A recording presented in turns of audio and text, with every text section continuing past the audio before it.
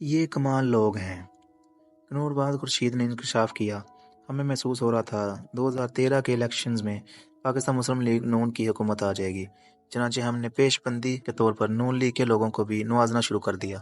ہم نے منصب ڈوگر سے اس کا آغاز کیا۔ ہم نے 22 مئی 2012 کو منصب ڈوگر کے ذریعے اسلام آباد کے ایف سیکٹر میں عبدالقیوم نامی ایک شخص سے 1 ارب 20 لاکھ روپے میں کرون پلازا خریدا۔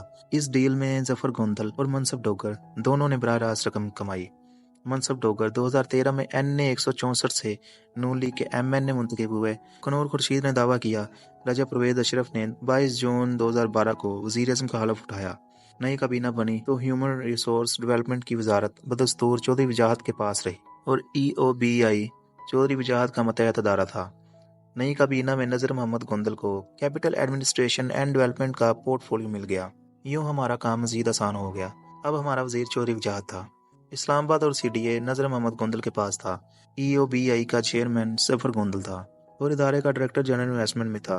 وزیر اعظم راجہ پرویز اشرف بھی ہم پر مہربان تھے، چنانچہ ہمارے راستے میں کوئی رکاوٹ نہیں تھی۔ کنور خورشید نے انکشاف کیا۔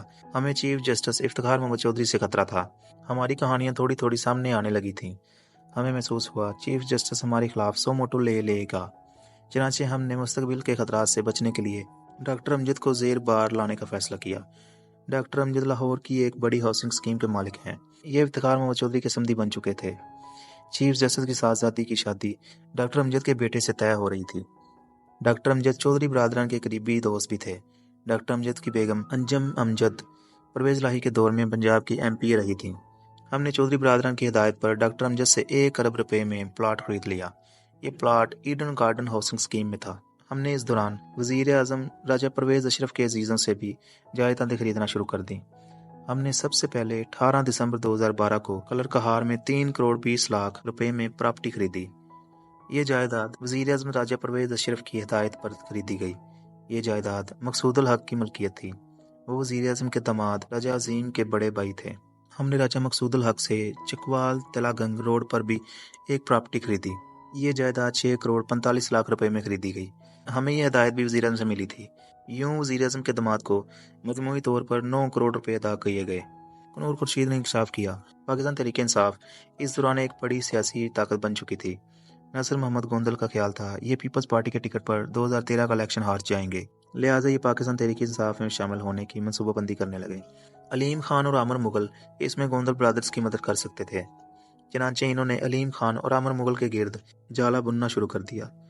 ہم نے 16 جولائی 2012 کو علیم خان سے 1 ارب 30 کروڑ روپے میں پلاٹ خریدا۔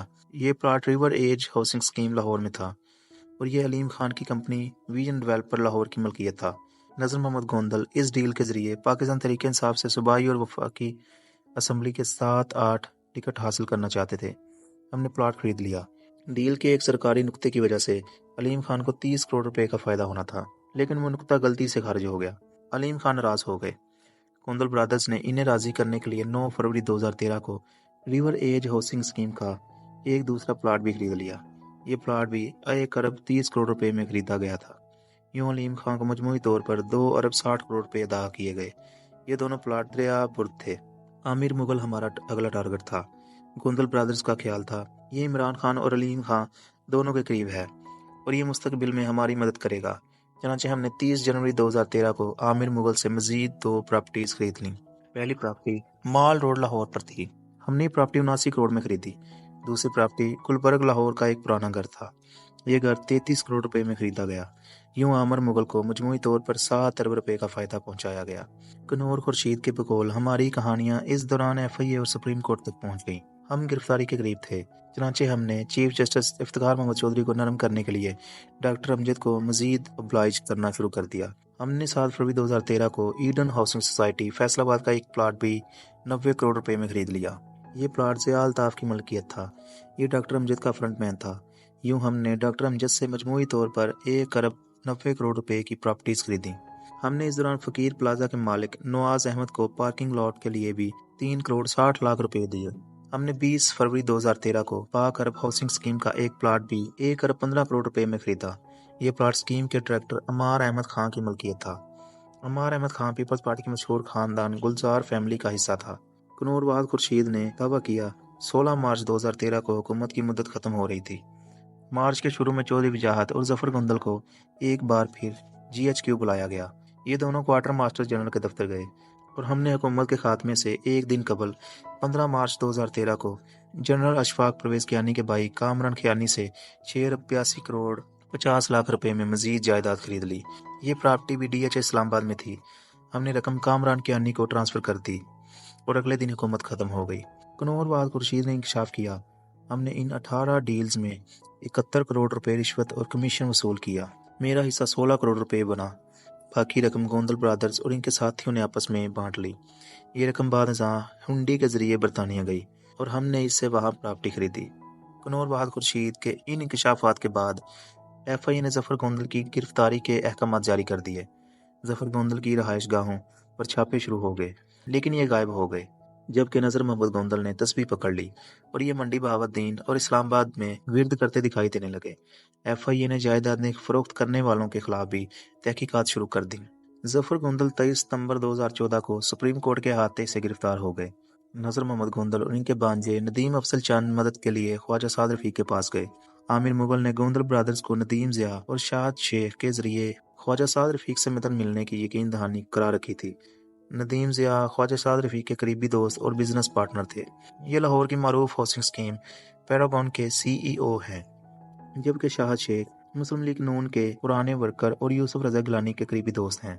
गोंदल ब्रदर्स का ख्याल था शाहद शेख और नदीम ज़िया इनकी मदद करेंगे और ख्वाजा साद रफीक जफर गोंदल की जान छुड़ा देंगे, लेकिन साद रफीक ने साफ इनकार कर दिया।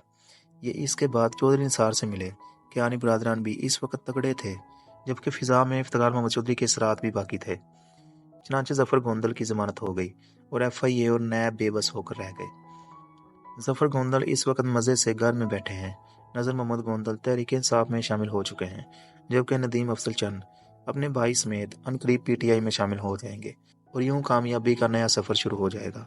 और हमारी कमजोर हाफजे की मालक कौम बहुत जल्द ये पुरानी बातें भूल जाएगी। मैं आखिर में गोंदल ब्रदर्स की फनकारी की दाद देना चाहता हूँ। ये कमाल लोग हैं। इन लोगों ने 3 वर्षों में पाकिस्तान पीपल्स पार्टी, पाकिस्तान मुस्लिम लीग नून, Pakistan Tehreek Insaf, chief justice Iftikhar Mohammad Chaudhary, Kiani brothers और मुल्क के तमाम बड़े सियासतदानों को अपने हाथों में ले लिया।